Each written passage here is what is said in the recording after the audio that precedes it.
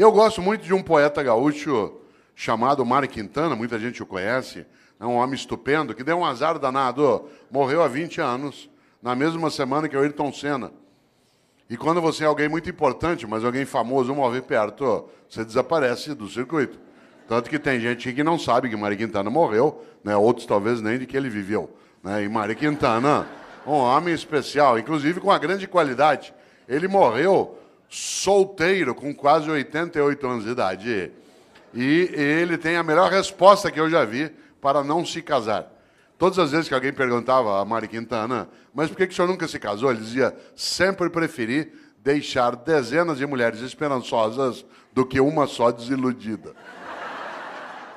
Que é um argumento ecológico, é um argumento que nos ajuda, né, a pensar um pouco. Pois bem, Mário Quintana tem uma trova especial. Ele disse, um dia pronto, me acabo. Seja o que tem de ser, morrer, que me importa, o diabo é deixar de viver. Olha só, um dia pronto, me acabo. Seja o que tem de ser, morrer, que me importa, o diabo é deixar de viver. E quando que você e eu deixamos de viver? Quando a gente tem uma vida pequena, banal, fútil, inútil, superficial. Afinal de contas, nós somos mortais. Isso significa que nós não temos a eternidade para ter uma obra que honre uma vida para que ela não se apequene. No livro Qual é a Tua Obra, aqui mencionado, que aliás dá título a esta palestra, eu menciono também, né, um autor britânico do século XIX chamado Benjamin Disraeli. Benjamin Disraeli foi, inclusive, o primeiro-ministro da Rainha Vitória. E Benjamin Disraeli diz o seguinte, a vida é muito curta para ser pequena. A vida é muito curta para ser pequena. Já basta que ela curta seja para que eu consiga apequená-la de algum modo. E quando a gente apequena uma vida que já é curta, quando a gente tem uma vida banal, fútil, inútil, superficial, morna. Interessante. Nós temos hoje aqui um grande grupo de homens e mulheres que no campo do município ou do Estado atua na atividade pública, isto é servidor. É aquele ou aquela que tem uma capacidade imensa de fazer algo especial, ganhar a vida cuidando de vida. Você quer coisa mais honrosa do que ganhar a vida cuidando de vida, mas não da própria vida. Também da própria vida, mas do conjunto da vida numa comunidade, numa cidade, num estado. E nesta hora, quero lembrar algo. De fato, a vida é muito curta para ser pequena. Nós estamos quase terminando o mês de novembro.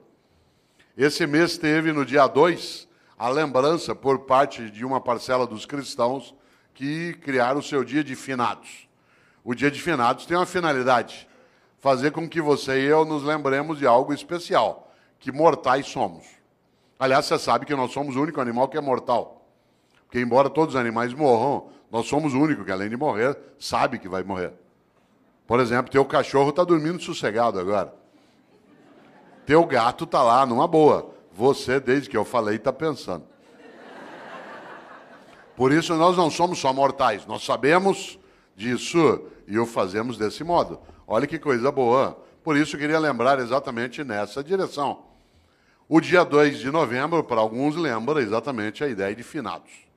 E é interessante porque este mês, curiosamente, ele é o penúltimo mês do ano. Mas ele nem sempre foi assim. Olha que coisa.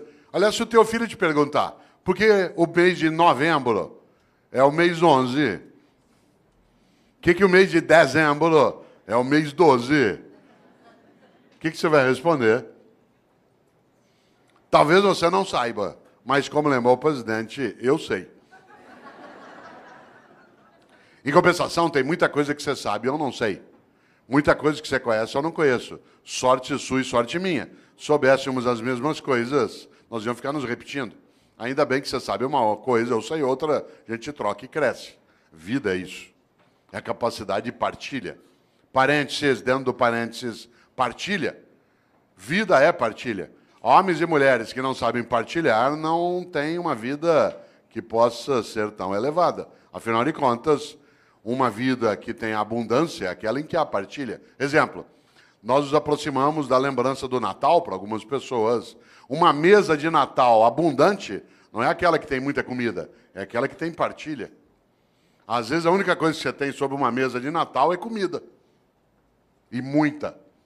E nenhuma partilha. Vida é partilha. Afinal de contas, é só lembrar algo decisivo. Vários de nós aqui, ou aqueles que nos assistem, quando mais jovens, tínhamos menos dinheiro, menos recurso financeiro. A sociedade brasileira era mais pobre do que ela é hoje. Vários dos nossos pais tiveram menos dinheiro do que nós. Vários dos nossos tínhamos menos recurso. O país ele foi elevando a nossa capacidade de renda. Claro que ainda longe daquilo que a gente deseja e merece, mas absolutamente superior ao que já tivemos há 40, 50 anos. Portanto, vou contar uma coisa que quem é jovem talvez não imagine. Vários de nós, quando mais jovens, a gente ia almoçar no domingo na casa de um irmão, do pai, da mãe, de um parente. Não tinha possibilidade de fazer um almoço se cada um não levasse alguma coisa. E aí vinha um milagre magnífico na vida. Cada um de nós levava um pouquinho. Mas na hora de ir embora, todo mundo levava mais do que tinha trazido. Esse é um milagre maravilhoso. Esse é um milagre da multiplicação. Olha que coisa. Cada um de nós levava só um pouquinho. Um frango, uma maionese, uma lasanha. Mas na hora de ir embora, depois que você juntava e todo mundo comia, sobrava. E cada um levava para casa mais do que tinha levado para o almoço. Nós temos essa condição em qualquer cidade, em qualquer comunidade, em qualquer família, no planeta. Claro. Nós só não o fazemos no dia a dia porque uma parcela ainda tem uma ética absolutamente individualista, exclusiva, malévola, deletéria, destrutiva, predatória. Aliás, alguns acham que a regra na vida é cada um por si, Deus por todos. Mahatma Gandhi nos alertou sobre isso. Ele disse um dia, olho por olho, uma hora acabamos todos sem enxergar. E essa é uma coisa séria. E aqui na sala, quem não enxerga sabe muito bem o impacto que tem, né, que não enxerga com os olhos, né, que enxerga com os ouvidos ou com os dedos. Sabe o impacto que isso tem, né, no nosso cotidiano. Por isso, cautela. A lógica do olho por olho ela é arriscadíssima. E se a gente observa, nós temos uma coisa séria, né, que é a nossa incapacidade, às vezes, de pensar na nossa mortalidade. Por isso, volto. Por que o mês de novembro é o mês 11? Por que o mês de setembro é o mês 9? Talvez algumas pessoas não saibam, mas até o século I a.C., até o século I a.C., no mundo romano, o ano se iniciava em 1º de março. O ano se iniciava em 1º de março. O primeiro dia do ano era 1º de março. E o último era 28 de fevereiro. Por isso, quando o ano se iniciava em março, setembro era o mês 7. Outubro era o mês 8. Novembro era o mês 9. Foi Júlio César que alterou o calendário e colocou janeiro e fevereiro no início do ano, produzindo alguns distúrbios. Um deles que o segundo mês do ano passou a ser um mês mais curto. E antes ele era o último, servia para ajustar o calendário. O segundo distúrbio é que parte dos meses o nome perdeu o sentido. Novembro virou o mês 11. Olha quanta coisa inútil você não sabe. Mas eu sei. E eu partilho contigo, agora você sabe também. Olha que coisa boa. Pouco a pouco o mundo foi adotando o dia 1º de janeiro como o primeiro dia do ano. O único país do mundo em que o ano continua começando em março é o Brasil, né, que é um país clássico, né, um país clássico que não aceita essas modernidades de Júlio César. E para nós, em março ainda não começou. Né? Olha que coisa interessante. No entanto, no passado se usava o último dia do ano, que no caso era 28 de fevereiro, para pensar sobre a vida. Você sabe que a palavra fevereiro ela vem de uma divindade etrusca, o nome do mês, de uma divindade etrusca que é Februa. Februa é a divindade da purificação, da queima, da febre. Porque a febre, ela purifica. Isto é, ela faz com que haja a anulação daquilo que não serve e a proteção daquilo que serve. Nesta hora, quero lembrar algo. Os antigos, no mês de fevereiro, usavam o final do ano para pensarem sobre o que tinham feito e o que deveriam fazer. Nós passamos a fazer isso com dezembro. Quando se aproxima 31 de dezembro, alguns e algumas têm o hábito de pensar daquilo que fizeram. Isso é típico de algumas religiões, entre elas o judaísmo, o islamismo e o cristianismo, que tem uma ideia muito forte na vida. Tenha você ou eu religião ou não, há uma questão séria nessas religiões. Elas têm uma coisa chamada juízo final. Na crença dessas religiões. O que me assusta na ideia de juízo final não é o fato de ser final, mas o fato de ser juízo.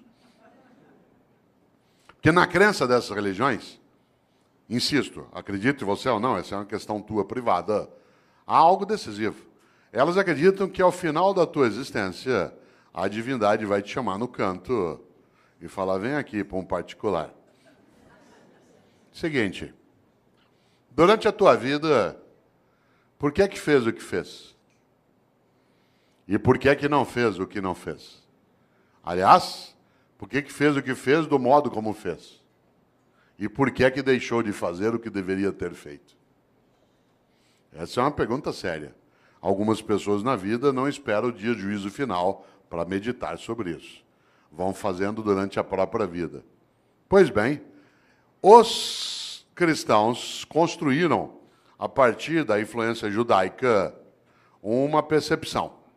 E essa percepção ela se consignou na ideia também de juízo final no último livro da Bíblia dos cristãos, que é aquele que fala do fim, que é o livro da Revelação ou o livro do Apocalipse. Quem aqui tiver uma Bíblia cristã, dê uma olhada um dia. Esse livro é um livro terrível. Ele não é terrível porque é horroroso, mas porque ele traz algumas coisas para meditar. E se você observa, lá no livro do Apocalipse, no capítulo 3, versículo 15 e 16, os cristãos escreveram, Deus vomitará os mornos. Deus vomitará os mornos. Aliás, a frase completa é, porque tu não és quente nem frio, hei de vomitar-te. Olha que frase forte. Conhece gente morna? Gente que não é quente nem fria? Gente que é mais ou menos? Que é quente ou frio não, que não cheira nem fede.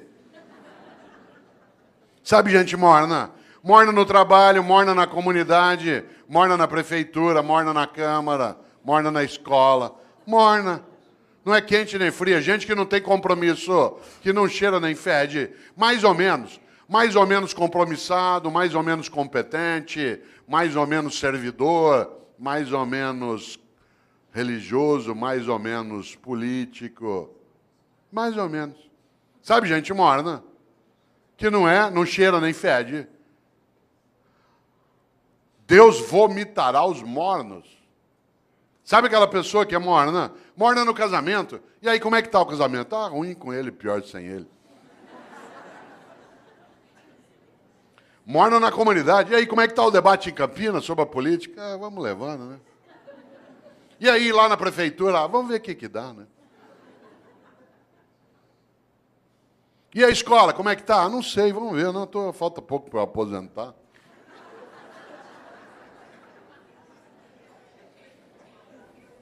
Deus vomitará os mornos. Gente que é morna na amizade. Você vai apertar a mão dela, com licença, ela dá só a pontinha do dedo. Você aperta aquela minhoca desmilinguida. Você vai abraçar, a pessoa abraça meio de lado, meio parece que tem nojo. Sabe gente que economiza afeto? Pessoas que esquecem que afeto e conhecimento é uma coisa que se você guardar, você perde. Afeto e conhecimento, guardou, perdeu. A única maneira de ter afeto e conhecimento é repartir. Gente que é morna na cidade, morna no casamento, morna no serviço público. Morna, não é quente nem fria. É morna na religião. Conheço gente, por exemplo, que vai a um culto ou a uma missa. Um dos meus sobrinhos é pastor presbiteriano aqui em Campinas. E às vezes a gente brinca, né, sobre isso, curiosamente. Porque tem gente que vai a um culto ou a uma missa e escolhe o horário da missa, por exemplo, pelo tamanho rápido que ela tem. Se eu vou à missa das 10, naquela igreja que o padre faz uma missa rapidinho. Então vai para quê? Ou você acha que teu Deus é tonto? Você chama ele de todo-poderoso e ele não sabe que você escolheu uma missa curta. É um Deus palerma. Atenção. Deus vomitará os mornos. A vida é muito curta para ser pequena. Já basta que ela curta seja para que eu consiga apequená-la de algum modo. E quando é que você e eu apequenamos a vida? como eu disse, quando é uma vida superficial, banal, fútil e inútil. Eu, Cortella, no dia que eu me for, e eu me vou, e você também. Mas eu não quero ir, eu quero ficar. Lamento. Só tem um jeito de ficar. Se você fizer falta. Eu tenho um livro chamado Viver em Paz para Morrer em Paz. E nesse livro eu faço uma pergunta na capa, que eu queria fazê-la aqui agora. A pergunta é, se você não existisse, que falta faria? Não pense nisso numa sexta-noite, após beber um pouco. Se você não existisse, que falta faria? Por exemplo, tem gente que faz uma falta imensa. Tem gente que faz uma falta imensa na tua vida. Alguém que te criou, alguém que te apoiou, alguém que estava contigo. E tem gente que não faz falta nenhuma. Teve gente que não vai poder ir ao teu Natal porque não está ou já morreu, vai fazer uma falta imensa.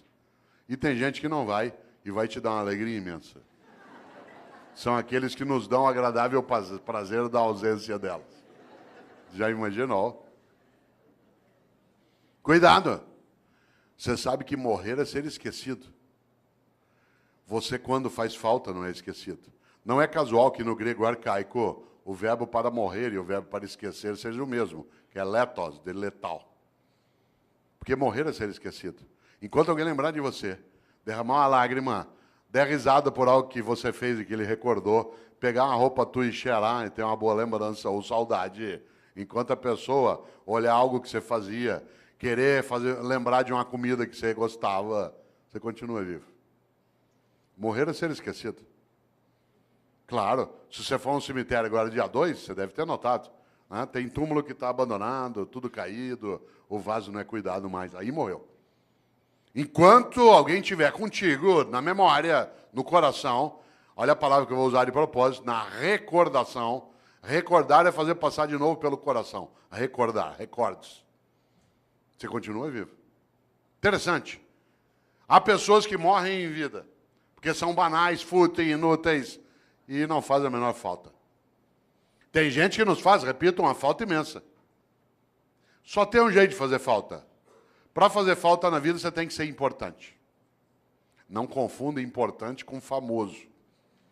Tem muita gente que é importante e não tem a menor fama, e tem muita gente que é absolutamente famosa e não tem a menor importância. Uma pessoa importante é aquela que faz falta. Por exemplo, enquanto nós estamos aqui agora, tem uma auxiliar de enfermagem no hospital da Prefeitura do Estado que está lá tirando as escaras de alguém que está em coma há 3 meses. A pessoa nem sabe que está sendo cuidada. Aquela pessoa é absolutamente importante, aquela enfermeira. Tem alguém que está ajudando a cuidar do abastecimento em Campinas, que está agora numa repartição, fazendo nota de empenho, para a gente poder ter reforma na escola, poder ter via pública estruturada. Tem alguém que está numa Câmara Municipal ajudando a preparar projetos. São pessoas absolutamente importantes, mas que não são, de maneira alguma, famosas. A fama passa. Eu, Cortella, às vezes eu sou famoso, depende da semana, do programa de televisão que eu participo. As pessoas passam a semana inteira, te vi na televisão, te vi na televisão. Eu estava agora em novembro, no programa da Fátima Bernardes, a semana inteira falaram, te vi na TV, vou estar lá agora dia 10 de novo, 10 de dezembro. Aí eu sei, semana inteirinha, te vi na Fátima, depois de uma semana, vai embora. Claro. A fama passa, a importância fica. Só tem um jeito de ficar, ser importante. E a importância você constrói onde você está. Na família, no governo, no legislativo, numa atividade de natureza privada, numa escola.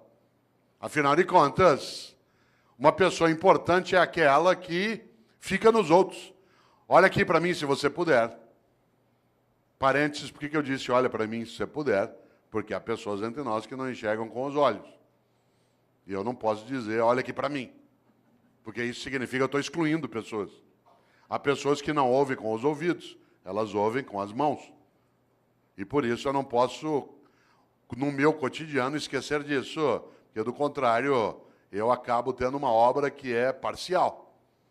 Por isso, olha que interessante, volto a esse pedaço. O que é alguém que é importante? Olha para mim se você puder. É alguém que eu levo para dentro. O gesto que eu estou fazendo da mão em direção ao peito. Que eu levo para dentro. Quando alguém te importa, porta para dentro, importar. Você se torna importante quando alguém te leva para dentro dela. Quanta gente é importante? Olha que coisa. Levou para dentro. Mário Quintana, um homem especial. Um homem estupendo. Ele, inclusive, fez uma coisa que eu gosto demais. Ele, durante anos, trabalhou vários poemas que eu aprecio, mas houve uma coincidência entre mim e ele, que eu até conto no livro, que você estava me mostrando, o Viver em Paz para Morrer de Paz. Mário Quintana sempre me inspirou. E eu, Cortella, nascido em Londrina, até 10 anos de idade não havia televisão na minha cidade. Não havia TV. E por isso, à noite, eu ficava pensando.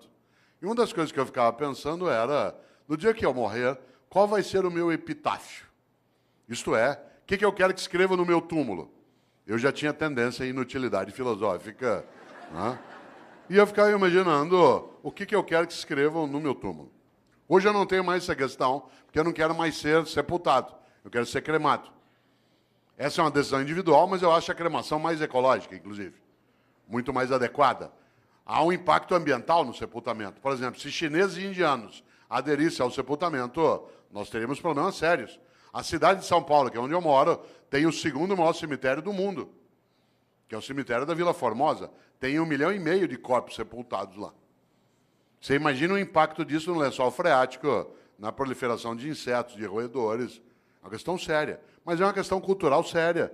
Eu, inclusive, quis debater na cidade de São Paulo o uso do crematório, porque São Paulo só tem um crematório, que é da Vila Alpina. E eu quis fazer uma campanha pela cremação na cidade de São Paulo, quando eu era secretário de Educação.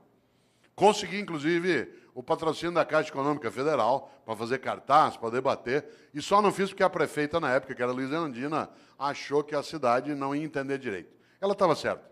Mas eu tinha feito um cartaz, que eu vou usar ainda, né? Vou usar, não deu. Era um cartaz que o patrocínio da Caixa para discutir cremação, escrito assim, vem para a caixinha você também. Certo? Mais claro, né? Mais claro impossível. Eu, claro, hoje não quero mais ser sepultado, mas quando eu queria, eu ficava imaginando qual seria. Aliás, minha mãe, que é uma pessoa, como várias das mães de alguns aqui, absolutamente importante, mas não é famosa, ela é contrária à cremação. E como toda mãe, ela acha que ela é eterna. Porque ela não quer desistir de cuidar. Essa é a obra dela. E há uma coincidência gostosa em casa. Ela nasceu no dia 5 de março e eu também. Eu nasci no dia do aniversário dela. Família organizada, faz planejamento estratégico, né? E uma coisa boa é que nós fazemos aniversário, claro, no mesmo dia e acontece uma coisa evidente. A comemoração é sempre junto. E você sabe que aniversário a gente fala de vida e de morte, por causa da idade. E no aniversário que ela fazia 84 anos, o ano passado, né? Ela fazia 84 anos, nós estávamos em volta, netos, bisnetos, todo mundo ali, alguns dos meus filhos, e eu lembrei para um dos filhos algo na hora do almoço. Falei, vocês não esqueçam, né, que papai quer ser cremado, não quer ser sepultado. Minha mãe, aos 84 anos de idade, virou e falou assim, eu não vou deixar você ser cremado. Claro, é Highlander. Por quê? Por uma razão. Quem ama não desiste. Quem ama não desiste. Quando você está começando a desistir de algo, é porque você está começando a deixar de amar. E é interessante, porque qual é a suposição? Que ela vai adiante e vai cuidando. Nessa hora, volta a um polo, nesse pedaço. Eu, em Londrina, um dia cheguei ao epitáfio que eu queria. Aí eu sosseguei. Encrenca. Há 8 anos eu fui a Porto Alegre, cidade a qual eu vou com frequência, e todas as vezes que eu lá vou, visito as coisas do Mário Quintana. Porque ele viveu 27 anos finais de vida num hotel no centro de Porto Alegre, que foi fechado, vendido, se transformou ali na Casa de Cultura Mário Quintana. E eu lá fui, como faço sempre, há 8 anos, e pela primeira vez, eu nunca tinha feito isso, não é proibido. O quarto em que ele viveu, ficou lá a escrivaninha dele, a mesa, né, o guarda-roupa, os livros dele. E aí eu cheguei lá e comecei a mexer no caderno do Mário Quintana. Não é proibido. De repente, quase caí sentado, porque ele houvera anotado no caderno qual era o epitáfio que ele queria para o túmulo dele. E eu quase caí sentado, porque ele tinha escolhido para o túmulo dele a mesma coisa que eu tinha escolhido para o meu. Claro que ele não copiou de mim. Né? Mas nós tivemos uma inspiração assemelhada. Sabe o que Mário Quintana mandou escrever no túmulo dele? A maior verdade que eu conheço. Ele mandou escrever no túmulo dele algo que parece piada, não é. Ele mandou escrever no túmulo dele: eu não estou aqui. Olha que coisa maravilhosa. Eu não estou aqui. Eu não estou aqui. Onde está Mário Quintana? Em nós. Na amizade que repartiu, na solidariedade que ofereceu, na felicidade que construiu, na solidariedade que protegeu, na sexualidade que assumiu, na religiosidade que praticou. Onde está Mário Quintana? Em nós. Por isso, a vida é muito curta para ser pequena. E eu, Cortella, no dia que eu me for, e eu me vou, e você também, eu quero ficar. Só tem um jeito de ficar, na minha obra. Porque eu sou mortal, mas eu não preciso ser inútil. A minha mortalidade é presente, mas a minha vida não precisa ser desperdiçada. Por isso, lembra esse fato. No dia que eu me for, eu quero ficar. Só tem um jeito de ficar, nas outras pessoas. Eu sou professor há 40 anos. Parte da minha obra é exatamente isso. Alguns aqui são servidores públicos há 15, 20 anos. A tua obra é aquilo que você faz no dia a dia para ajudar a proteger essa comunidade. Outros trabalham em tribunais de conta. A tua obra é exatamente a cuidar daquilo que é o recurso público, da lisura da vida, da capacidade da decência. Alguns atuam no legislativo, outros no executivo, outros atuam no executivo dentro da atividade docente, né, dentro de uma escola, outros no hospital, outros num conselho, outros cuidam de família. Qual é a finalidade? Não ser inútil. É interessante isso, porque se você observa, de fato, volto eu e insisto, a vida é muito curta para ser pequena. E nesta hora, uma das coisas que dá inutilidade, superficialidade a uma vida é aquela em que a pessoa não percebe e nem pensa qual é a obra que ela tem. Eu, no livro Qual é a Tua Obra, conto uma experiência relacionada a serviço público meu direto. Eu, quando era secretário de Educação na capital, percebi um dia uma coisa muito interessante. Todas as vezes que um secretário vai visitar uma escola, e secretário de Educação visita escola todo dia. Quem que ia comigo? Quem que ia comigo? O meu assessor. Quem ia comigo no Opala, na época? De chapa dourada, junto com a segurança. Entrava na escola, tinha banda, tinha salgadinho, a gente era levado para a sala da diretoria, as crianças cantavam a Aquarela do Toquinho. Eu tenho trauma até hoje, de tanto ouvir a Aquarela do Toquinho. Dava 2, 3 vezes por dia. Um dia eu falei isso pro Toquinho, eu falei, Toquinho, eu adoro tua música, mas eu tenho trauma dessa. Quem que ia comigo? A pessoa já convertida. Isto é, aquela que era do projeto político, que tinha entrado no mandato. E, portanto, já estava previamente convencida de qual era a finalidade do que se fazia. Quem é que não entendia direito o que fazia? O servidor do dia a dia. Isto é, no andar que eu era secretário, lá no fundo tinha uma cozinha, onde ficava Dona Maria, sim, uma pessoa real, que fazia café o dia inteiro para servir no gabinete do secretário. Porque a gente vai recebendo pessoas e tomando café. No mesmo andar, lá no fundo, ficava um rapaz que tirava cópia xerográfica. No andar de baixo ficava a contabilidade, onde se fazia a nota de empenho. Sabe o que a Dona Maria achava que ela fazia na Secretaria de Educação? Café. Sabe o que o rapaz que tirava cópia xerográfica achava que fazia na Secretaria de Educação? Tirava cópia xerográfica. A moça que fazia nota de empenho achava que o trabalho dela era fazer nota de empenho. O que ela não tinha visão? Da obra. E por isso eles estavam na rotina do dia a dia. A rotina. Não havia um entusiasmo. Um dia eu decidi mudar essa lógica. E decidi que, em vez de ir comigo visitar a escola, com banda, com merenda, com criança, com tudo, em vez de ir quem já estava convertido, era melhor levar pessoas do dia a dia da secretaria. E aí eu passei a avisar. Quem vai comigo agora nas visitas vai ser o pessoal do dia a dia do gabinete, que tem as várias atividades. A primeira que foi comigo foi Dona Maria. Com uma novidade. Primeiro, andar no carro do secretário. Segundo, no banco de trás. Terceiro, joelho com joelho. Com batedores da Polícia Militar na frente, como é na capital às vezes, ou da Guarda Metropolitana. E ao chegar na escola comigo, não só privar de uma conversa, que não tinha que ser comigo, eu estou falando da simbologia da autoridade.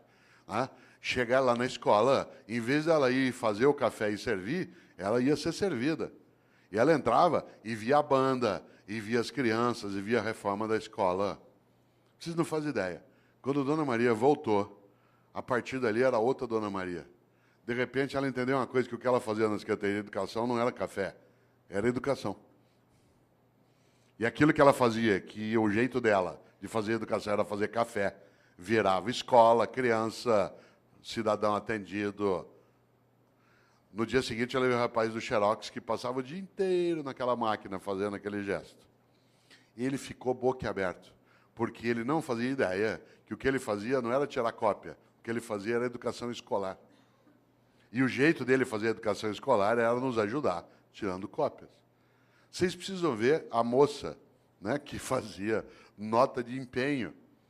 Ela imaginava que a tarefa dela era passar o dia ali fazendo nota de empenho.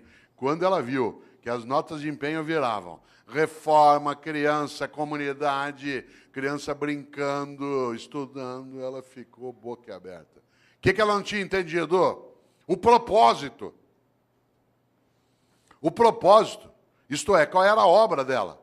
A obra não era fazer nota de empenho, era construir educação escolar numa comunidade, usar os recursos de maneira adequada para elevar a vida. A partir dali, tanto faz quem era o governo. Porque, de maneira geral, o funcionário do dia a dia, ele não adere a projetos de governo, porque o governo é eventual. Mas quando ele tem clareza da obra, que ele vê, por exemplo, que uma Câmara Municipal está sendo reestruturada para que ela tenha maior capacidade de servir a população e honrar o recurso, tanto faz quem é o presidente. Se há uma adesão por parte de quem está no dia a dia como servidor, na saúde, na educação, no transporte, na segurança, nas secretarias meio, na área de gestão, administração, muda o jeito de fazer. Aliás, aconteceu comigo uma coisa, eu vou contar, não quero que pareça arrogância nem autoelevação, mas ela é muito bonita. Você sabe que quando o governo vai terminando, as pessoas à sua volta, que são da máquina, vão rareando, porque ele não é maluco.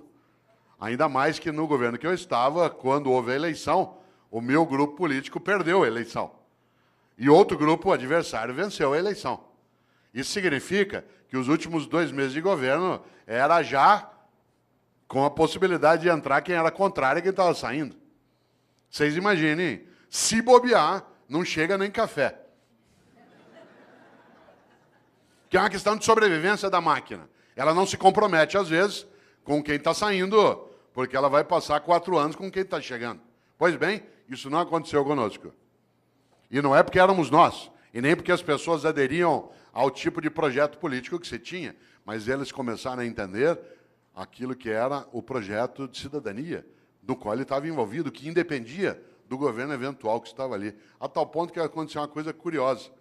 Quando, da posse do novo governo, eu fui dar posse ao novo secretário. Estava ele e todo o staff dele aqui. E nós estávamos saindo lá de cá. E o auditório lotado, na época era na Avenida Paulista, lotado de servidores que estavam ali para a posse de quem chegava e a despedida de quem partia. Pois bem, aconteceu uma coisa que até hoje eu me arrepio de lembrar, e não tem a ver só comigo, tem a ver com o projeto em geral. Na hora que eu terminei a minha fala e transmiti o cargo, é a hora de quem perdeu sair e honrar aqueles que vão comemorar a vitória e o governo deles. E, portanto, eu me levantei e toda a minha assessoria, como se levantou junto. Claro. E aí eu fui saindo. Quando eu fui saindo, todos os servidores levantaram e fizeram um corredor polonês. Fizeram uma fila dos 2 lados e nós fomos saindo e eles foram batendo palma. até a gente sair do prédio. Vocês imaginem, em tese, no serviço público, isso é arriscar a cabeça em alto nível. Só não foi porque quem estava chegando, no caso, que era o vice-prefeito de São Paulo, que também se tornou secretário de Educação, também ele era professor, que era o professor Solon Borges dos Reis, que já faleceu, que era do CPP. Mas olha que coisa maravilhosa. Eu estou falando isso não para exaltar a nós, inclusive porque uma parte das pessoas não tinha nenhum vínculo ideológico ou nenhuma simpatia, né, pelo grupo político, mas ele tinha porque ele percebeu algo decisivo, que era a obra. Porque a gente estava tentando que ele não fosse morno. Por isso, vida com propósito. Coisa curiosa, há pessoas que estão nessa área e que não o têm, e que têm uma obra diminuta, pequena. Por isso, eu vou contar uma coisa. No serviço público, há algo que é muito perigoso, que é gente morna.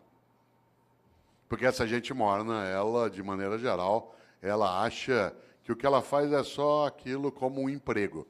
Você sabe disso. Na área privada também isso acontece, mas na área pública há uma destinação diferente, que é a própria atividade pública em si. Por exemplo, tem uma coisa que é muito perigosa.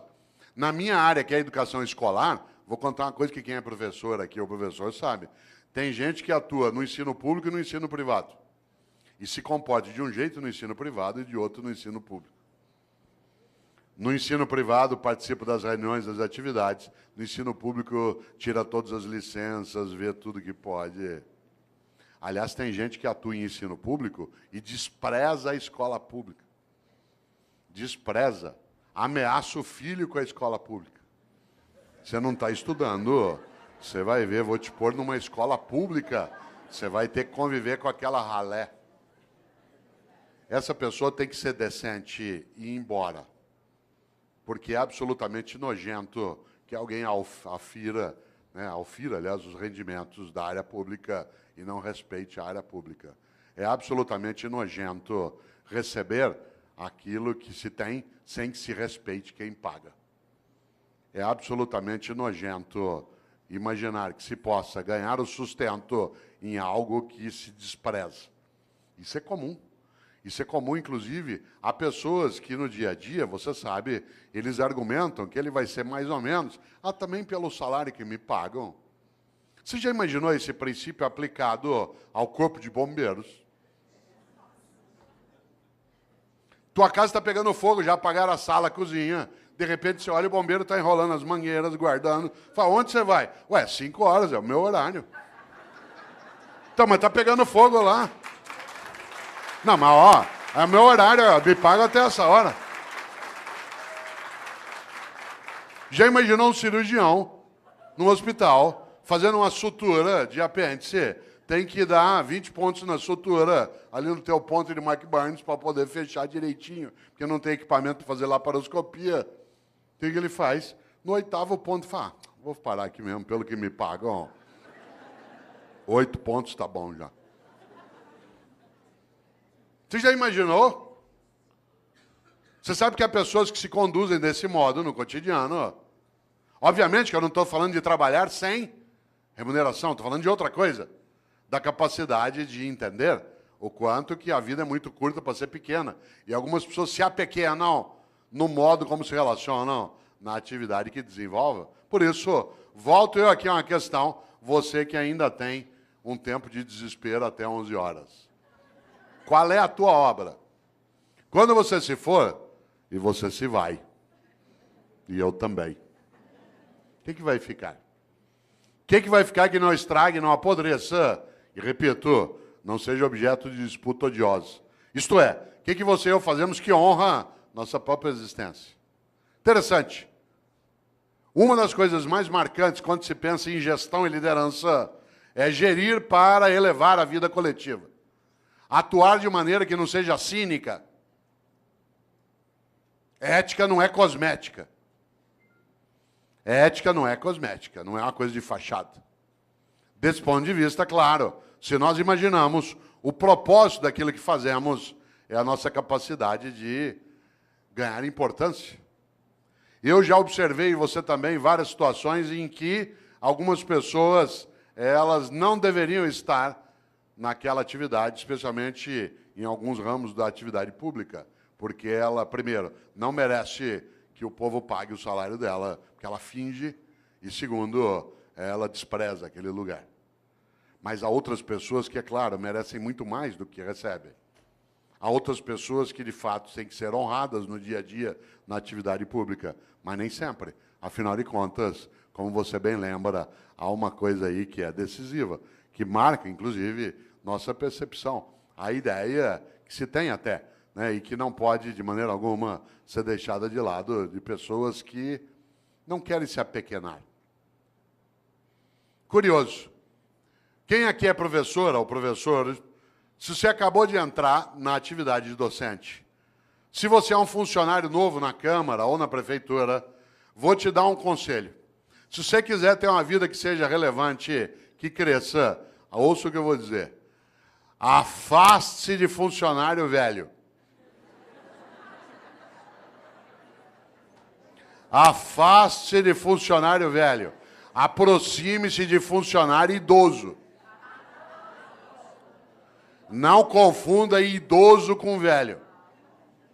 Idoso é uma pessoa que tem bastante idade. Velho é aquele que é morno, que acha que já sabe, que não precisa mais se mexer. Afaste de professora velha na escola. Sabe como é que é professora velha? Idosa é uma pessoa de 65, 70, 80 anos de idade. Velho é aquele que é morno. Quer ver um exemplo? Você chega numa escola cheia de ideias, quer fazer coisas, a professora velha fala assim, sossega aí. Com o tempo você vai aprender. Quando você estiver no meu tempo de serviço público, você vai ver. Sossega, fica na tua. É só mudar governo, as coisas voltam ao que era. Afaste de funcionário velho. A pessoa velha, ela faz mal. Ela é homicida. Isto é, ela assassina as condições de vida coletiva numa comunidade. Se ela estiver na atividade pública, pior ainda. Você já imaginou? Aproxime-se de gente idosa. Gente idosa quer aprender, frequenta a escola, vem para debate, lota um auditório na Câmara. Os que têm mais idade aqui, alguns perguntariam, tal como eu, o que você veio fazer? Quero continuar aprendendo, sabendo, indo buscar. Há pessoas que acham que já sabem. Ah, não, para quê? Ao contrário. Por isso, atenção. Há um grande pensador que muitos conhecem aqui, chamado Padre Antônio Vieira, um grande português que viveu no Brasil. Padre Antônio Vieira começa um sermão dizendo: o peixe apodrece pela cabeça. O peixe apodrece pela cabeça. Já viu um peixe apodrecer? Ele apodrece da cabeça para o resto do corpo. E há pessoas que apodrecem pela cabeça. Isto é, uma cabeça que é morna, fútil, banal, inútil. Afinal, o que é vida? A vida é curta para ser pequena, e é curta mesmo, 75 anos. É a nossa média hoje. 75 é nada. Para alguns que são jovens aqui, 75 é muito. Para vários de nós, é depois da manhã. Quando você tem 30 até 70, é. Agora não. Muda muito. Eu tomei um susto outro dia, vereador, porque eu fui fazer uma compra por internet.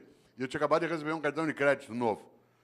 E aí eu fui pôr, na hora que pediu a data de validade do cartão, fiquei parado olhando. O cartão tem mais validade que eu. Quando o teu cartão tem mais validade que você fica olhando aquilo. Claro, 75 é pouco.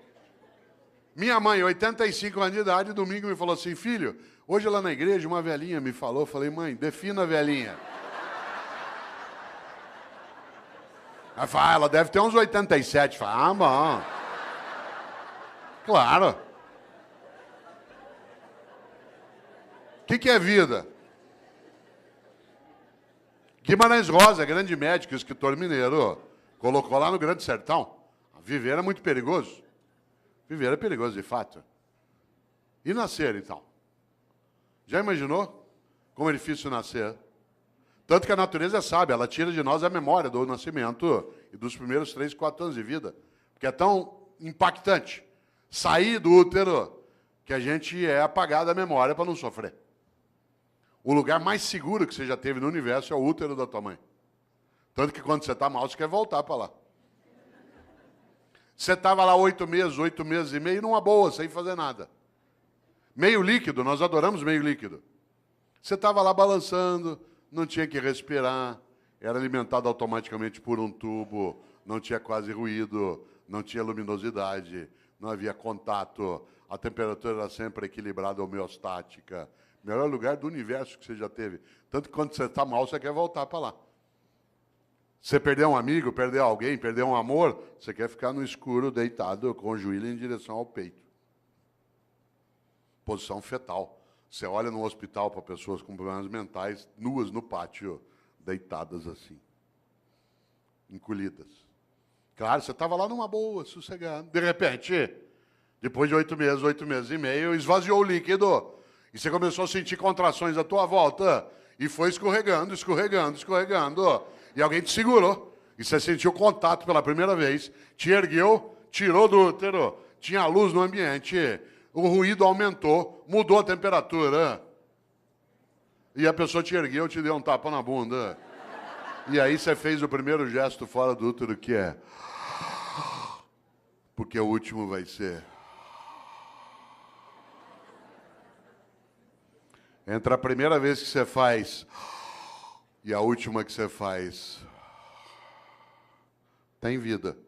Por isso que é bom não desperdiçar isso.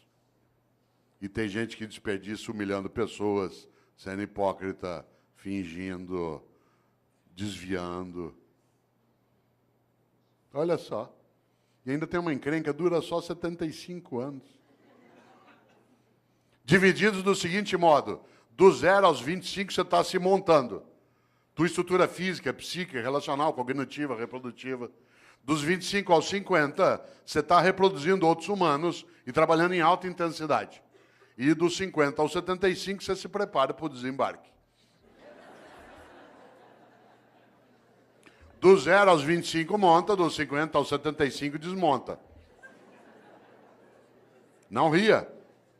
Vocês vão chegar lá. Quem está nessa fase como eu, você sabe que você está nela, porque cada dia no teu café da manhã tem menos comida e mais caixinha de remédio. Você vai atravessar aqui a avenida, você fica em dúvida, você corre e tem um infarto no meio. Ou seja, que Deus quiser. Olha só, quem diria? Você sabe que você está nessa fase quando cada dia você tem menos bíceps e mais pânceps. Né? Mulheres não riam. Nessa fase vocês vão ser atingidos em cheio pela lei da gravidade. Tudo vai apontar em direção ao solo. E você vai ter que escorar com veneno botulímico, você vai ver. Você vai entrar na fase que a gente chama de California Dreams, que é the mamas and the papas, certo? Você ri?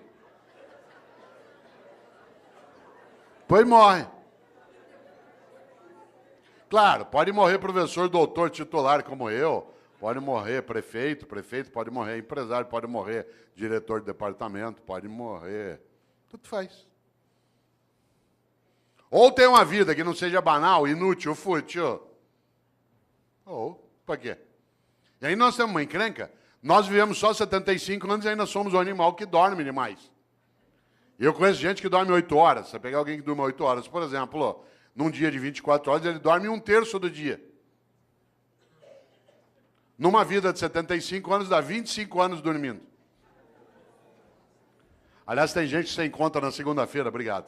Fala assim, aí, o que você fez no fim de semana? Aproveitei e dormi direto. Tô louco para chegar ao feriado para eu dormir uma semana, obrigado. Chama-se animal racional, olha só. Nós não somos só um animal que dorme demais, nós somos um animal que come demais. Cada um de nós come, de acordo com a FAO, a área da ONU que cuida de alimentos, 1,5 kg por dia de alimentos. 1,5 kg dia de sólidos, líquidos e gasosos. 1,5 kg, não é tanto. Por exemplo, você já comeu hoje, vai comer daqui a pouco, depois toma um lanche, uma latinha de refrigerante de 300 ml tem 300 gramas. Hoje até 11 da noite você já comeu mais do que 1,5 kg. Como tem fome no planeta, alguns de nós comemos mais do que isso para dar essa média. 1,5 kg. Ao final de uma vida de 75 anos, 1,5 kg dia dá 42 toneladas de alimentos. 1,5 kg vezes 75 anos. Enquanto você estiver vivo, você vai deglutir 42 toneladas de alimentos do planeta. Ah, claro, nós somos um animal que não tem só sistema digestório, nós temos sistema excretório também. E por isso, para o planeta não sair do eixo, a lei de Lavoisier tem que imperar. Cada um de nós também libera diariamente 1,5 kg de dejetos, sólidos, líquidos e gasosos. O que ao final de uma vida dá 42 toneladas de excrementos. Quando você se for, o planeta não será mais o mesmo. Você terá deglutido 42 toneladas dele e deixará como herança às próximas gerações 42 toneladas de excrementos. Qual é a tua obra?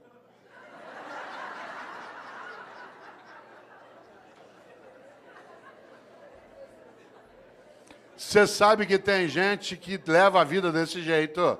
Ela destrói o ambiente, humilha pessoas, furta, desvia, finge, só para poder dormir mais que necessita, comer e excretar em banheiros especiais. Esse é o reino da mediocridade. As revistas que mais vendem são as que mostram chiques e famosos nas suas camas, nas suas mesas e nos seus banheiros. Os programas de TV que mais fazem sucesso são os que mostram pessoas trancadas numa casa ou numa fazenda, comendo, bebendo e excretando pelos 7 ou 8 orifícios que tem. Reino da mediocridade.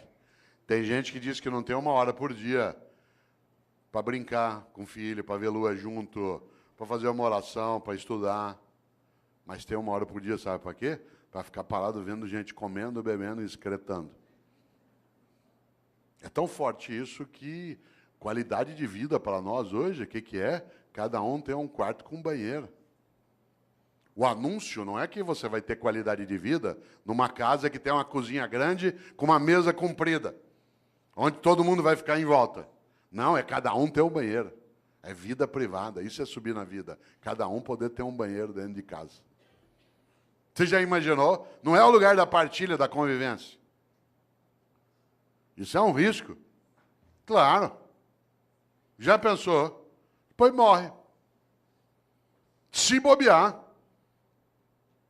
não fará falta. Interessante. Aliás, sabe o que uma pessoa fala quando ela está morrendo?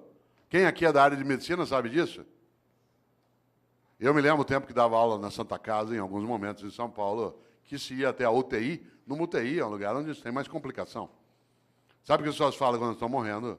Ela não gruda em você, com licença, professor. Ela não gruda em você e diz assim, doutor, pelo amor de Deus, deixa eu viver mais um dia que eu quero mandar em mais gente. Doutor, por favor, deixa eu ficar vivo mais 1 semana que eu quero humilhar mais algumas pessoas. Doutor, pelo amor de Deus, deixa eu ficar vivo mais 2 dias que eu quero comprar mais um carro. Sabe o que as pessoas falam quando estão morrendo? Ela gruda em você e diz, doutor, pelo amor de Deus, deixa eu ficar vivo mais um dia, só para poder abraçar o meu irmão, com quem eu briguei faz 10 anos, a gente nunca mais se falou. Doutor, por favor, deixa eu ficar vivo mais 1 semana, só para poder brincar com os meus filhos, eu achei que eu não tinha tempo para fazer isso. Doutor, pelo amor de Deus, deixa eu ficar vivo mais 1 hora, só para poder dizer para minha mulher o quanto que eu amo, porque eu achei que se eu falasse muito isso, ela ia ficar mal acostumada, o que é verdade. Sabe do que as pessoas falam na hora da partida? Daquilo que importa na travessia. E como disse um dia o grande Guimarães Rosa, o importante não é chegar nem partir, é a travessia. E a travessia você faz com outros e outras. Por isso, qual é a tua obra? Minha obra não é ser imortal, coisa que não sou, mas é ser eterno. E eu não sou eterno do ponto de vista religioso, eu sou na obra que deixo, naquilo que ajudei a fazer naquela cidade, naquela família, naquela repartição, naquela secretaria, naquele legislativo. Algo que no dia que eu partir, e eu partirei, e você também, que eu não tenha medo de me perguntarem por que fiz o que fiz. Você já imaginou? Essa é uma das coisas mais fortes. Agora eu vou te contar uma coisa. Aproveitando que você ainda tem quase 26 minutos de desespero. Muita gente não quer nem saber dessas questões. Sabe por quê? Porque ela quer viver de maneira automática, robótica. Para que pensar sobre isso? para que pensar sobre a obra? Ao contrário, quando a gente encontra num dia como hoje, um auditório na nossa Câmara Municipal, pleno de homens e mulheres, para pensar coisas desse tipo, é sinal que a gente tem alternativas boas. Isso é um belo sinal daquilo que a gente precisa e precisa fazer. Nesta hora, volta a um polo. Há pessoas que envelhecem a cabeça, a prática e a percepção. Ela não frequenta uma escola porque ela acha que já sabe. Nem uma escola de governo, nem uma escola do legislativo. Gente velha acha que já está pronta. Isso é um perigo. Um dos meus filhos, o André, que tem 37 anos, ele até faz o prefácio de um livro meu, chamado Não Nascemos Prontos. O André, quando ele tinha 18 anos, um dia ele estava fechado no quarto dele em casa, em São Paulo, ouvindo rap. Eu gosto de rap, mas não é qualquer rap que eu gosto. E eu estava na sala em casa ouvindo ópera. Eu gosto de ópera, mas não é qualquer ópera que eu gosto. Música boa, para mim, é aquela que me emociona. Se ela me emocionar, ela é boa. Quem aqui gosta de ópera sabe que ópera a gente ouve um pouquinho mais alto. Ele saiu do quarto dele injuriado por causa da altura da música. Hoje ele gosta de ópera, na época não.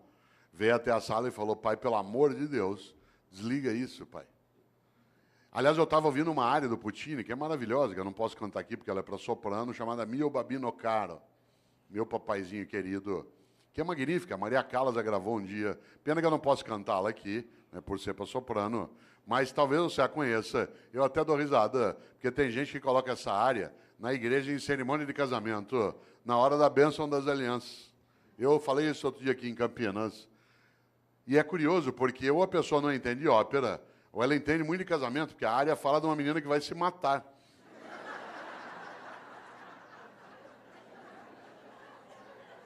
Você sabe que a coisa mais perigosa que existe na vida é incompetente com iniciativa.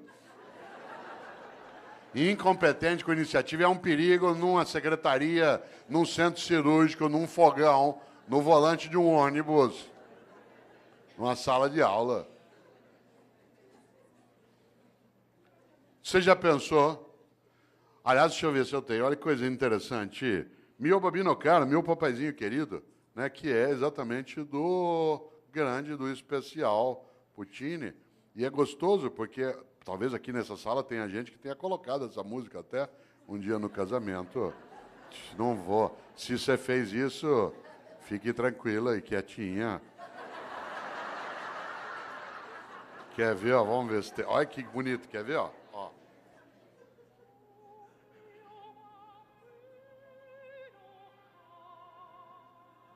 Ó, meu papaizinho querido.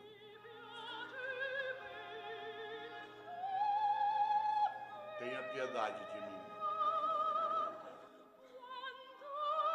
Eu aqui na beira da Porta Rossa, né, em Florença, ou se o senhor me dá esse anel de noivado, eu me mato.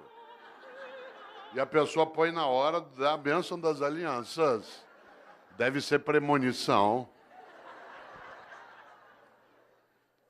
Eu ouvindo ópera, ele ouvindo rap, ele saiu do carro e falou, pai, pelo amor de Deus, desliga isso, pai. Hoje ele gosta de ópera. Falei, André, que pena, você aos 18 anos de idade já está ficando vítima da indigência mental. Você aos 18 anos de idade fechou tua cabeça para aquilo que é diferente do que você já conhece. Você aos 18 anos de idade acha que o único modo de fazer as coisas é como você já fazia. Você aos 18 anos de idade ficou impermeável à renovação do teu conhecimento. Você aos 18 anos de idade acha que a única trilha a ser caminhada é aquela que você já caminhou. Você aos 18 anos de idade está ficando refém da pobreza das ideias. Ele falou, pai, você está ficando louco. Eu falei, André, eu estou ficando louco, você está ficando velho. Insisto, não confunda idoso com velho. Idoso é uma pessoa que tem bastante idade. Velho é aquele que acha que já faz o que pode. Por isso, cuidado na atividade de gestão, na área pública, na área privada, mas essencialmente na área pública, no executivo, no legislativo. É preciso cautela para não envelhecer. A prática, a percepção, a cabeça, porque o próximo passo do velho, com qualquer idade, é ficar morno. E a mornidade torna inútil. E a inutilidade torna absolutamente esquecível. Claro, quem é o grande padroeiro dos velhos? Especialmente na atividade de gestão. Especialmente no campo público, que eu também tenho experiência. Quem é o grande padroeiro? Não são grandes homens e mulheres que lutaram para a vida ter mais sentido. Sabe quem é o grande inspirador de gente velha? De gente que é morna? É o Mendes Sá. Lembra do Mendes Sá? Um dia uma professora de História do Brasil dava aula sobre os governos gerais, falou sobre o Tomé de Souza, falou sobre o Duarte da Costa. Quando estava falando sobre o Mendes Sá, viu um aluno distraído lá no fundo e para pegá-lo, claro, virou e falou assim, Paulo, o que fez Mendes Sá? Ele disse, fez o que pôde. Cuidado com o Mendes Sá. Gente, nós temos que ter mais relevância naquilo que a gente faz aqui na nossa gestão. Eu faço o que eu posso. Gente, nós temos que ter um nível maior de eficácia na atividade pública. Eu faço o que eu posso. Gente, nós temos que dar uma destinação mais sólida para o recurso originário do povo. Eu faço o que eu posso. Cuidado. Essa é a falência da ação. É a admissão da síndrome do possível. No Brasil tem uma coisa chamada síndrome do possível, que é um perigo. Quer ver um exemplo? Você leva teu carro no mecânico hoje à noite aqui em Campinas, diz, olha, meu carro está com um barulho estranho. Ele diz, vou fazer o possível. Você vai ao médico e diz assim, doutor, eu estou com uma dor no pâncreas. Vou fazer o possível. Você chega para um funcionário, olha, eu precisava disso. Vou fazer o possível. Você desanima. Imagine que você está aqui agora, você sabe que ainda faltam 21 minutos para você se libertar de mim. Você começa a se irritar, você tem coisa séria para fazer.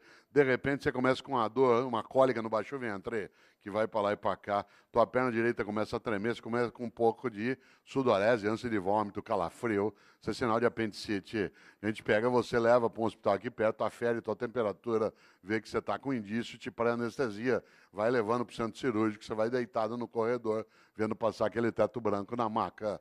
Aí você gruda na mão do médico e diz assim, doutor, vai dar certo a operação? Ele diz, vou fazer o possível.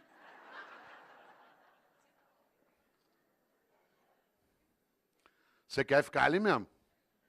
Nessa hora nós temos de aprender uma coisa com os norte-americanos. Não é tudo com eles que a gente aprende, não é tudo deles que a gente rejeita. Tem várias coisas deles que a gente não precisa aprender. Parênteses, há 4 anos, presidente, eu estava em Brasília, aliás, onde estarei amanhã, né, que eu tenho um evento lá. Eu estava em Brasília e trabalhando ali 3 dias, e estava lá o Obama, com a comitiva. Por coincidência, eu fiquei no mesmo hotel que a comitiva do Obama, exceto ele. Durante 3 dias, toda hora que eu entrava, eu era barrado e revistado pela segurança norte-americana. 3 dias sendo revistado. No terceiro, não aguentei. Cheguei para o chefe da segurança norte-americana e falei o seguinte, eu sou brasileiro, eu vou te contar uma coisa. Nós nunca demos um tiro num presidente nosso. Por que eu ia querer dar no teu? Certo? Nós nunca.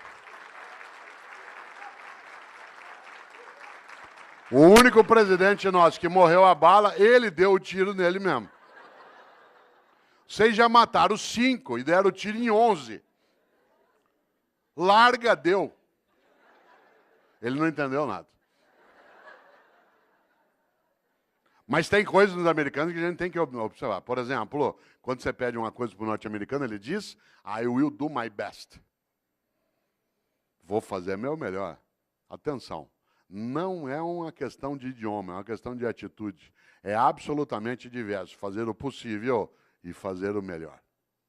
Por isso, pergunto aqui para você agora, mas não quero que você responda, só que você reflita.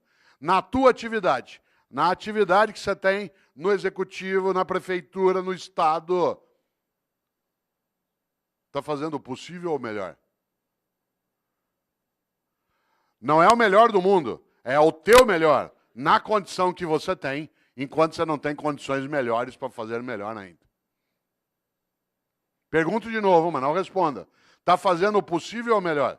Insisto, não é o melhor do mundo, se for ótimo, é o teu melhor, na condição que você tem, enquanto você não tem condições melhores para fazer melhor ainda. Porque se você ou eu, podendo fazer o meu melhor, me contento com o possível, eu caio num lugar perigoso chamado mediocridade. Uma pessoa medíocre é aquela que é morna, que está na média, que não é quente nem fria. Lembra quando você chegava da escola que tinha boletim escrito, o pai olhava 6 em português, 5,5 em matemática, 4 em história. Pai, deu para passar. Medíocre. Deixa, eu toco minha vida. Isso é mediocridade. Insisto, uma pessoa medíocre é aquela que, podendo fazer o melhor, se contenta com o possível. Exemplo, mediocridade é falta de capricho. Capricho, sabe o que é capricho? Capricho é você fazer o teu melhor na condição que você tem, enquanto você não tem condições melhores para fazer melhor ainda. Exemplo, minha mãe e eu moramos na mesma rua em São Paulo, por coincidência, e às vezes eu passo na casa dela no fim da tarde. E mãe conhece. Às vezes ela olha para mim 5 da tarde e fala assim, você não almoçou ainda, né? E eu falei, não, eu comi um negocinho na universidade. Ela falou, peraí, que eu vou fazer um negócio para você. E é aquela coisa meio mágica de algumas mães. Em 5 minutos aparece uma coisa para eu comer. Eu sou filho de italiano, uma coisa comum. Um pouco de talharine com azeite e sal em cima, mais nada. E eu, com a fome que eu estou naquela hora, comeria o prato vazio. Portanto, ela pode fazer qualquer coisa.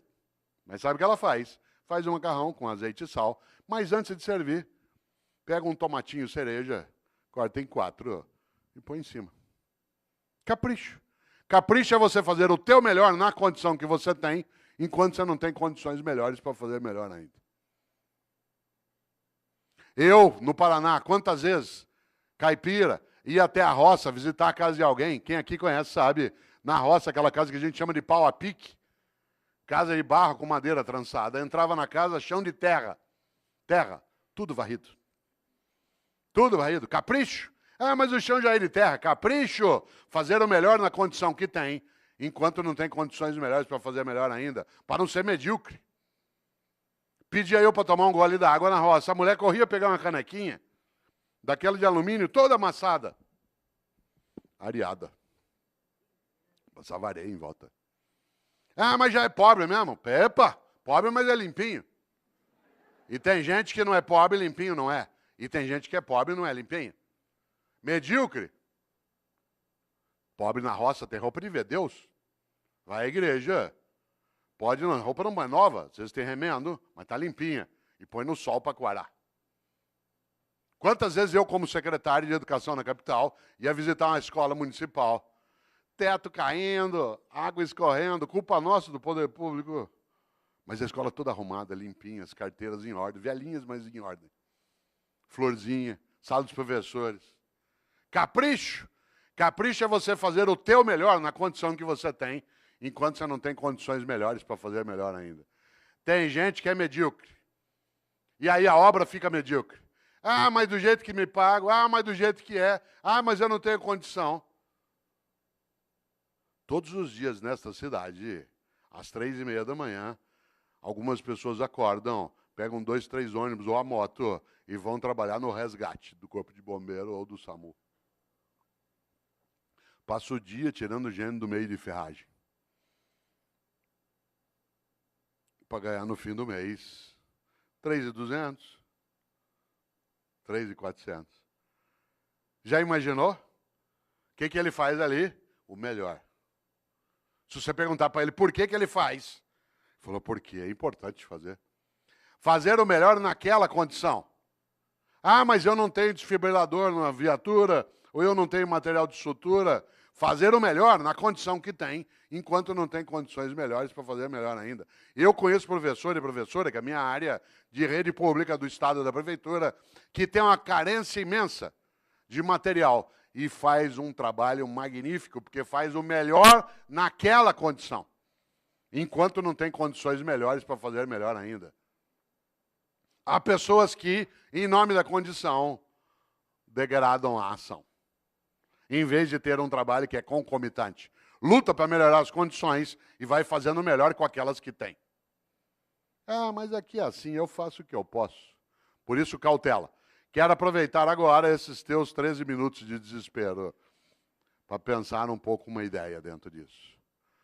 Para a vida ter propósito, para você e eu não termos uma vida banal, fútil, inútil, superficial. É preciso, acima de tudo, que nós sejamos capazes de fazer o nosso melhor.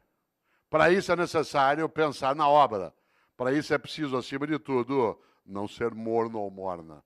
Afinal, como eu disse várias vezes e repito, a vida é muito curta para ser pequena. E a gente é pequena quando tem uma vida banal, fútil, inútil, medíocre. Nesta hora, Você conhece gente que é mãe medíocre, pai medíocre. O medíocre não é o que é pobre, não é o que não tem recurso, é aquele que com o recurso que tem não cuida do melhor modo que consegue com aquele mesmo recurso. Você tem cidade em que o executivo quase não tem condição e ele cuida do melhor modo, naquela condição. Ah, mas aqui é assim, cautela. Nesta hora, quero lembrar algo decisivo. Um dos homens que eu mais admiro na história é um pensador italiano do século VI chamado Benedetto di Nursia, Bento de Núrcia, que os católicos, os anglicanos e ortodoxos chamam de São Bento. São Bento criou uma ordem religiosa, uma ordem maravilhosa chamada beneditina, com um lema magnífico. Aliás, um belo lema para a ordem religiosa, porque o lema da ordem beneditina é ora et labora, reza e trabalha. Reza e trabalha, porque só rezar sem trabalhar as coisas não acontecem. E só trabalhar sem rezar as coisas perdem reverência. Reza e trabalha. Mas o mais interessante é que Bento de Núrcia, o São Bento, criou uma regra de funcionamento para a ordem beneditina. Essa regra diz o que o monge pode e não pode fazer, deve e não deve fazer. E eu quero trazer aqui, para ir amarrando a reflexão, aquela regra que para mim é a mais importante. No livro Qual é a Tua Obra, que é da editora Voz, eu trago um pouco essa discussão, mas eu a retomo mais recentemente no outro livro, que hoje o presidente trouxe para assinar, que é o Pensatas Pedagógicas. São Bento criou uma regra. E a regra que eu queria trazer aqui, que para mim tinha que estar no alto de toda a Câmara Municipal, toda a escola, toda a cidade, toda a prefeitura, toda a secretaria, toda a família, é a regra de número 34. O monge que desobedecer essa regra, que eu vou dizer, é mandado embora da ordem. Não tem direito à estabilidade. E eu acho que essa deveria ser uma regra presente em todas as áreas. A regra 34 de São Bento diz: é proibido resmungar.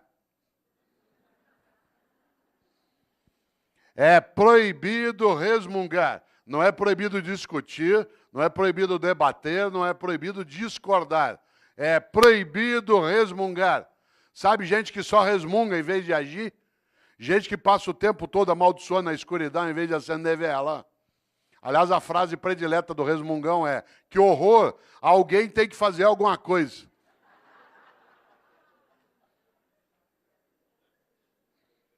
É proibido resmungar. Não é proibido discutir, debater e discordar. Mas o resmungão é medíocre. Aliás, todo resmungão é vagabundo. Toda resmungona é vagabunda. E a melhor maneira de não precisar fazer nada é acreditar que nada pode ser feito. Por isso, todo vagabundo e toda vagabunda tem uma característica: é pessimista. Aliás, é tão vagabundo que nem chama a si mesmo de pessimista, chama de realista. Porque a melhor maneira de não precisar se mexer é achar que não há nada que vale mexer. Por isso, todo vagabundo ou vagabunda é pessimista e prefere acreditar que nada pode ser feito. Tudo que você propõe, ele diz, não vai dar certo. Vamos fazer uma escola legislativa? Não funciona. Vamos fazer uma escola de governo? Para quê? Vamos mexer na organização da Câmara? Vamos estruturar um Tribunal de Contas no Estado que cada vez mais possa dar decência ao recurso coletivo. Isso aqui no Brasil. Opa! O pessimista é, acima de tudo, alguém que se aproxima do bandido. Não por escolha, mas por omissão. Como diz uma antiga frase, os ausentes nunca têm razão.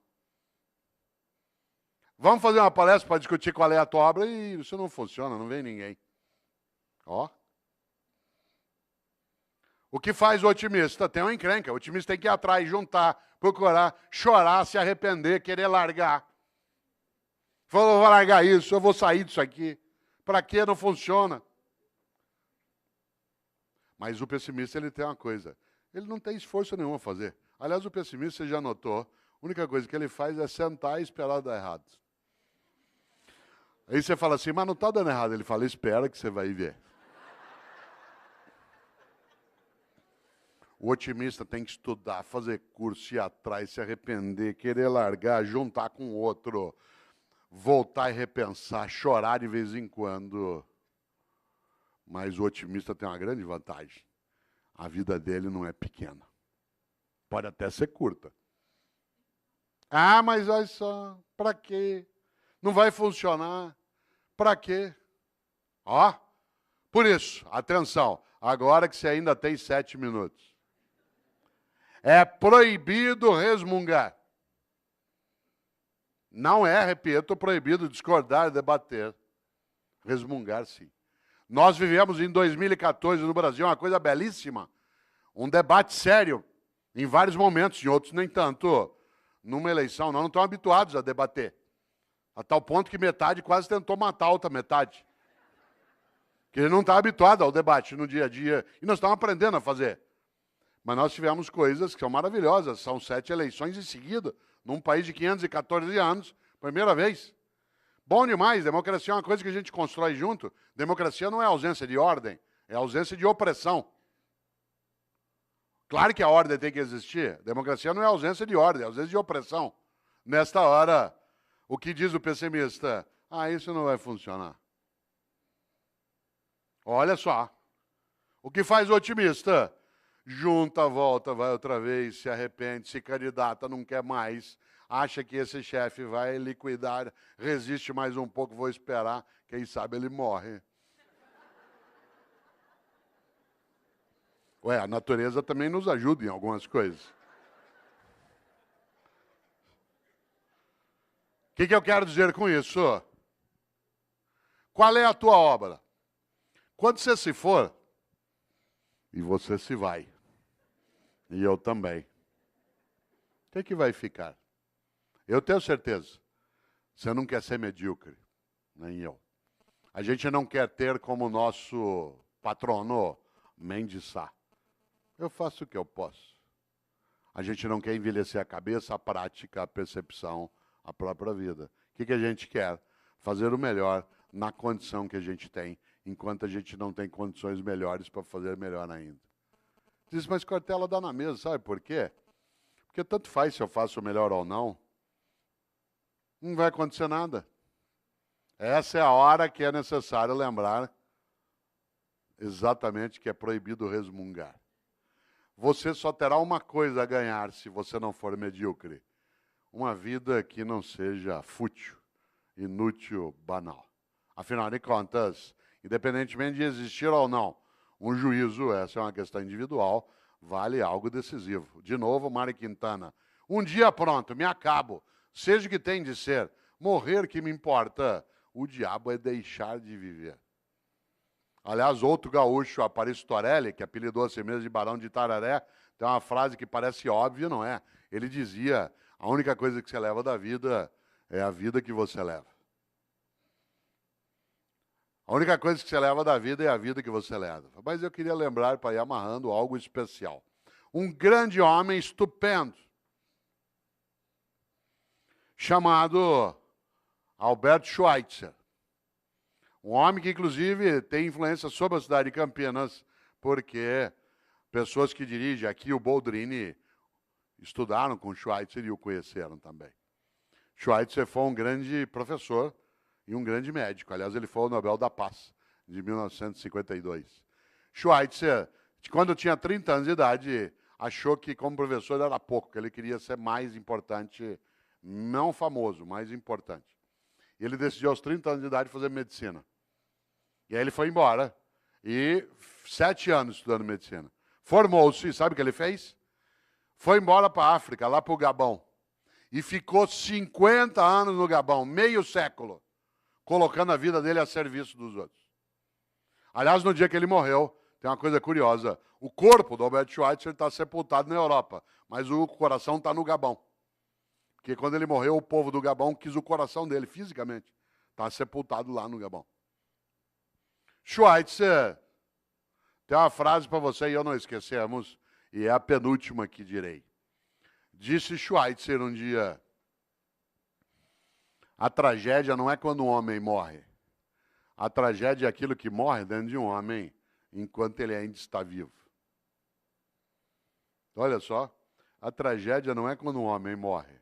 a tragédia é aquilo que morre dentro de um homem enquanto ele ainda está vivo. E o que não pode morrer?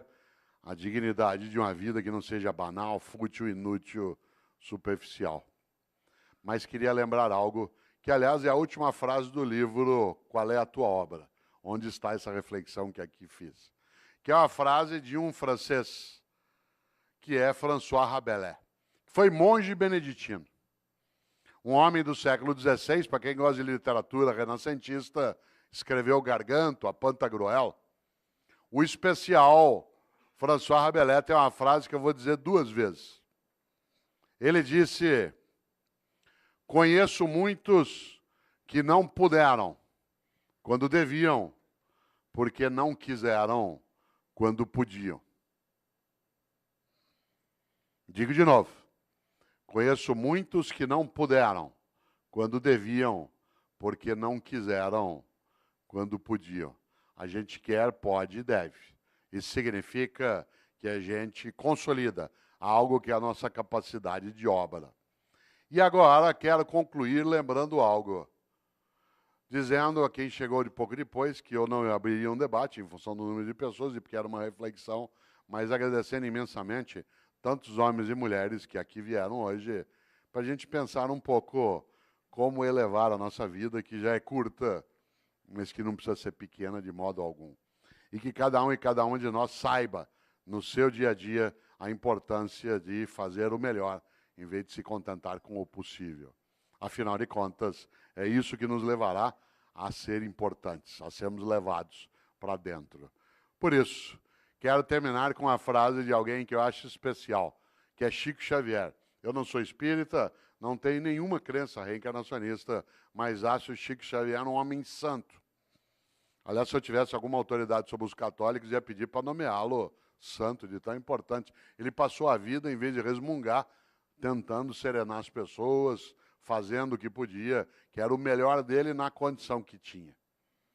Chico Xavier, como sabe aqui os espíritas, tem uma frase que serve para você e para mim, que alguns dizem assim, mas Cortella, agora é tarde.